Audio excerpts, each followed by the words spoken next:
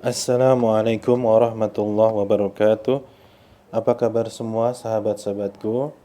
Selamat datang di channel Kak Salim. Terima kasih ya. Jangan lupa subscribe, like ya segala macam video di sini. Tonton berulang-ulang ya, tonton berulang-ulang, tonton terus video-video di channel ini ya.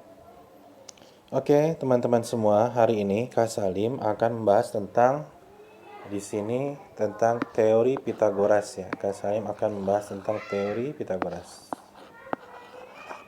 Apa itu teori Pitagoras ya? Teori Pitagoras ini teori untuk mencari sisi segitiga ya. Nah, ini dia. Kuncinya di sini ya. Aku pengen jelasin dulu. Teori Pitagoras itu ini hanya khusus untuk ya, hanya untuk khusus segitiga siku-siku ya, teman-teman. Hanya untuk segitiga siku-siku ya. Misal nih segitiganya ada yang bentuknya seperti ini, ada yang bentuknya seperti ini, ya, ada yang bentuknya seperti ini. Nah, yang mana nih Kak yang bisa pakai teori Pitagoras ya? Yang mana yang bisa pakai teori Pitagoras? Nah, kira-kira yang mana nih? Ini ada segitiga A, segitiga B, segitiga C, segitiga D. Segitiga D. Nah, yang bisa pakai teori Pitagoras adalah yang ada siku-sikunya ya. Siku-siku tuh begini kawan. Jadi kayak ada ada garis lurus ya, vertikal dan horizontal bertemu ya. Nah ini dia siku-siku ya. Jadi kalau ketemu garis yang ada siku-sikunya nih seperti ini ya, simbolnya biasanya dikasih kotak kecil gitu ya. Jadi segitiga, maka ini disebut segitiga siku-siku ya. Jadi cuman yang ini ya, ini dan ini ya. Ini nggak bisa pakai Pitagoras ya. Teorinya harus ada siku-sikunya ya di teori Pitagoras itu ya, yang bisa kita terapkan.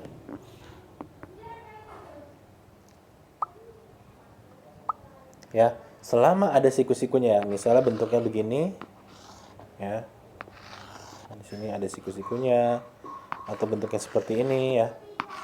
Ada siku-sikunya atau bentuknya ya bentuk apapun itu ya. Bentuk apapun itu selama ada siku-sikunya ya. Nah, ini siku-siku nih ya, ciri-ciri siku-siku, ada kotak kecil. Oke, ini siku-siku, ini siku-siku, ini siku-siku ya.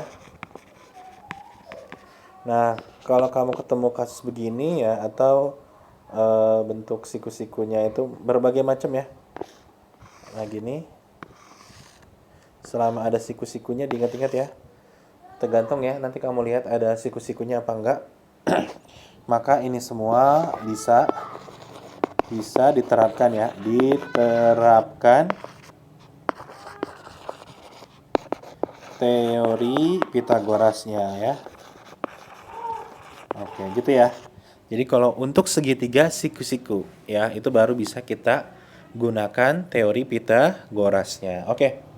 Nah, teori Pitagoras itu apakah siap? Nah, sekarang kita masuk ke teori Pitagorasnya. Jadi ada segitiga siku-siku di sini ya. Aku buat segitiganya besar. Nih, biar kalian jelas. Nah, ini dia nih segitiganya. Ini segitiga siku-siku ya, walaupun nggak lurus nggak apa-apa ya. Oke, ini segitiga siku-sikunya ya. Biasanya ada simbol kotak. Nah, ini dia nih. Ya, ini siku-siku dibacanya ya. Oke. Sisi yang bawah ya, sisi yang bawah ini kita misalkan dengan A. Sisi yang tegak ini yang vertikal ini B. Ya, berarti B dari titik ya, dari titik merah ini titik bawah ya B ya. Jarak B ya. Terus jarak A itu dari titik merah ke biru ya, misalnya kayak gitu ya. Ini A. Nah, sedangkan dari yang miring ini yang kita sebut dengan C aja ya, sisi C. Nah, begini kawan, rumus teori Pitagoras. Jadi, hubungannya adalah ya si tokoh yang bernama Pitagoras ini dia menemukan hubungan, menemukan rumus untuk mencari C kuadrat, ya ternyata C kuadrat adalah penjumlahan A dikuadratin ditambah B kuadrat, gitu. Sehingga untuk mencari nilai C-nya adalah akar dari nilai dari A kuadrat ditambah B kuadrat. Gitu ya. Untuk mencari sisi panjang C-nya tinggal kita akarin, yaitu hasil pengakaran A kuadrat tambah B kuadrat. Dari sini ya, dari pola rumus ini ya, kita bisa mencari misalnya sisi A. Kalau sisi A berarti apa? A kuadrat berarti apa? C kuadrat yang dikurang oleh B kuadrat. Berarti kalau nyari sisi A, akar dari C kuadrat kurang B kuadrat. Gitu ya. Kalau nyari sisi B, ya nyari B kuadrat berarti apa? C kuadrat kurang A kuadrat. Berarti kalau nyari B-nya tinggal dikurangin ya. C kuadrat kurang A kuadrat ya. Teori Pitagoras mencari sisi miring adalah penjumlahan kuadrat sisi-sisi penyikunya, gitu ya. Itu yang perlu diingat ya.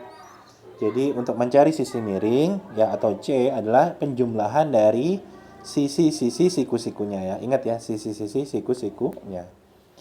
Oke, ke contoh soal ya. Misalnya di sini ada sebuah segitiga ya, ada sebuah segitiga Pitagoras. Ada tanda siku-siku jangan lupa ya. Nah ini misal jarak dari A ke B ya. Ini A ke B misalnya 3 cm. Jarak A ke C misalnya 4 cm, 4 cm. Berapa jaraknya? Jarak BC ya, jarak B ke C berapa? Misal gitu soalnya ya. Nah, B ke C ya, B ke C ini berarti sama aja kayak nyari sisi ini ya. Sisi miringnya ya. Nah, mencari B ke C ini sama aja kayak mencari C ya, C kecil tadi ya. Ini ditambahin aja. Ya, berarti 3 kuadrat ditambah 4 kuadrat. Sama dengan akar dari 3 kuadrat itu adalah 16 ditambah 3 kuadrat 16.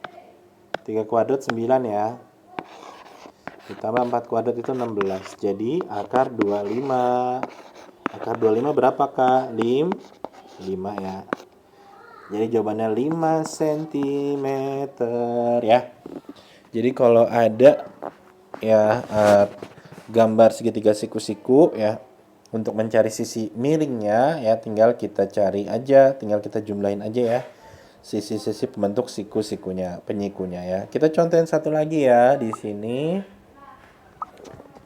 Misalnya kita lanjut ya, ada contoh soal berikutnya ya di sini. Misalnya di sini 12, di sini 5 ya.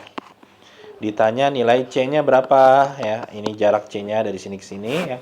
Sisi miringnya berarti C-nya apa? Tinggal di jumlahin aja ya. A kuadrat tambah B kuadrat ya. Berarti C-nya adalah 25 kuadrat tambah 12 kuadrat. C-nya adalah akar 25 tambah 144.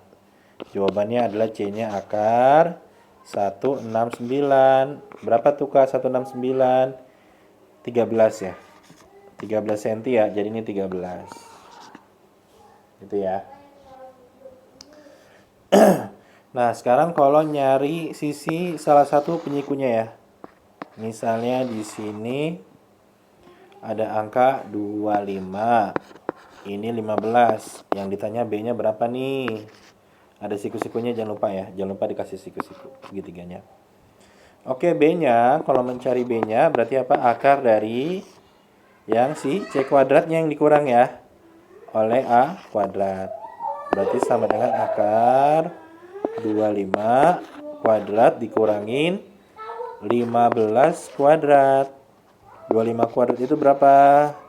625 dikurang 15 kuadrat berapa? 225.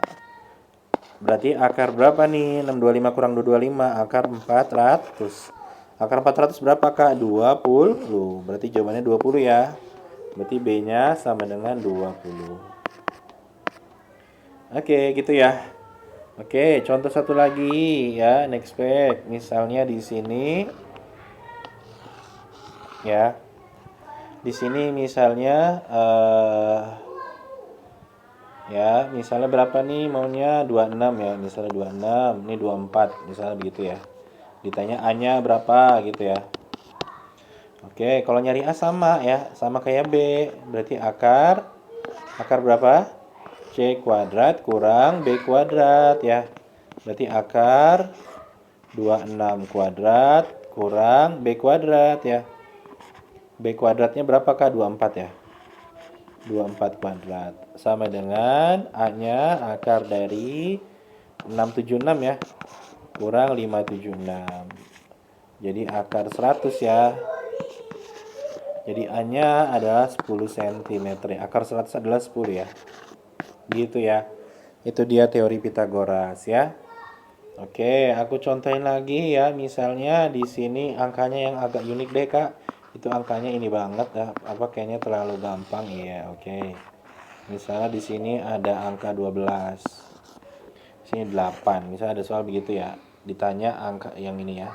Ditanya misalnya jarak P-nya ya.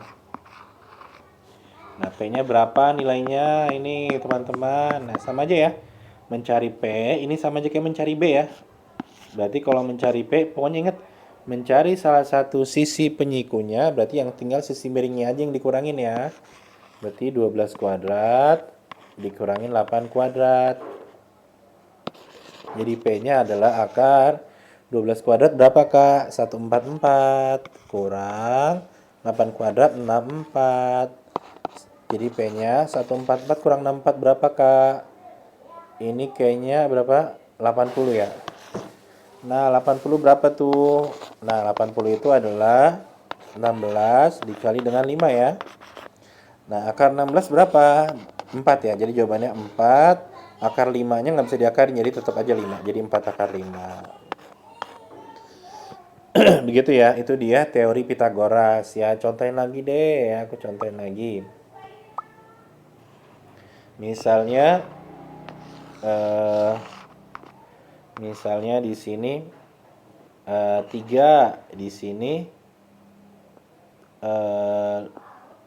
di sini misalnya 6 ya. Berapa nih yang mencari B-nya gitu ya. Nah, maka B-nya sama ya polanya ya. 6 kuadrat dikurangin 3 kuadrat. Sama dengan akar 36 kurangin 9. Berapa tuh akar 27 ya? 27 berapa 27? 27 adalah akar 9 kali 3 ya. Iya, 9 dikali 3. 9 dikali 3 berapa, Kak? 3 akar 3. Ya, gitu ya. Oke, itu dia sekilas tentang teori Pitagoras ya. Ini penting nih. Setelah kamu menguasai Pitagoras, nanti akan ada eh, teori di trigonometri ya. Berhubungan lagi tuh terkait dengan trigonometri ya. Oke, materi berikutnya aku jelaskan tentang ada istilah namanya triple Pitagoras ya. Nah, triple Pitagoras ini adalah angka-angka ya,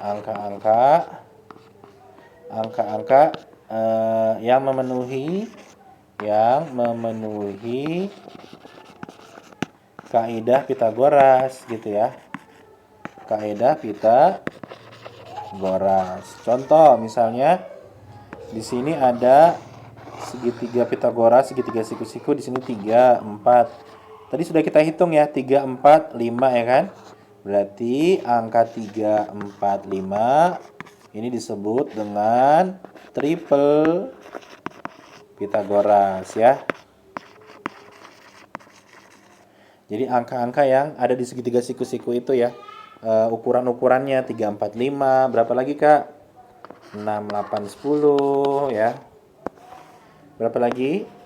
Triple Pitagoras 5, 12, 13 ya. Tadi ada 10, 24, 26 ya.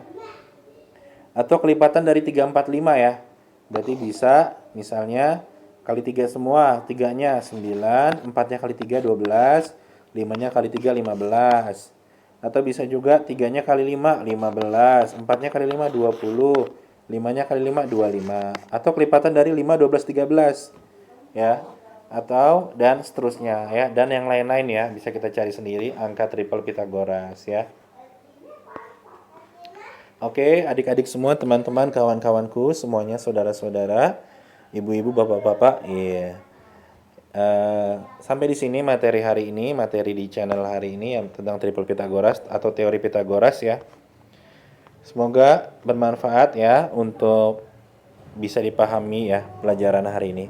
Oke, jangan lupa subscribe, like, atau komentar juga boleh, silakan aja ya. Yang penting jangan dislike ya. Iya, like aja pokoknya. Amin.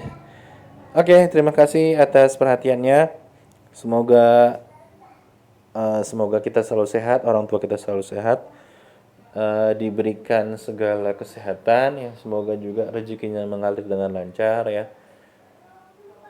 Oke, banyak uang juga. Amin ya robbal alamin. Oke, terima kasih semua ya. Wassalamualaikum warahmatullahi wabarakatuh.